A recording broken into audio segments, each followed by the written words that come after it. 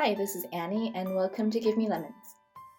Today I'm going to be making what's probably the most popular Christmas cookie in Germany, the Vanillekipferl, or vanilla crescents. So back when I lived in the States, my friend Celine and I had a cross-Atlantic cookie exchange going on for years.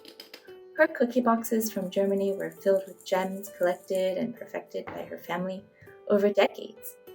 I remember the wonder I felt eating my way through her edible treasures, how small, delicate, and just sweet enough they were. The cookie exchange was our way of connecting and bonding with something tangible. We were an ocean away, but once a year we sent each other love in a box. Out of all the cookies, Celine's Vanillekipferl stood out as something special. A fleeting delicacy that quickly melts away in your mouth, leaving only a scent of vanilla and a memory. You need to quickly eat another one before the memory fades, and as you can imagine, they go pretty fast. If you try making this cookie, and you should, you'll see that I'm not exaggerating here.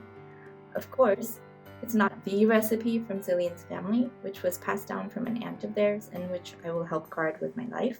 This recipe doesn't have that same magical effect that Celine's family's does, but it cuts pretty close.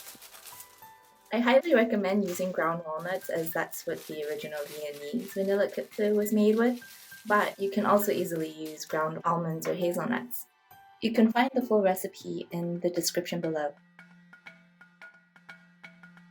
And for all you food trivia lovers out there, and you must be out there if you're still watching this video, the Vanillekipferl originated in Vienna after the triumph over the Turkish invasion. It's pretty clear where the shape comes from.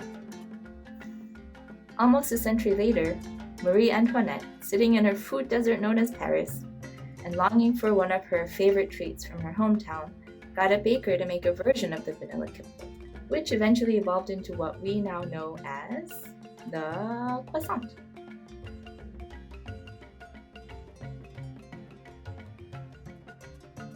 Thanks for watching and listening. For more recipes and cooking techniques and stories, subscribe to my channel. See you next time.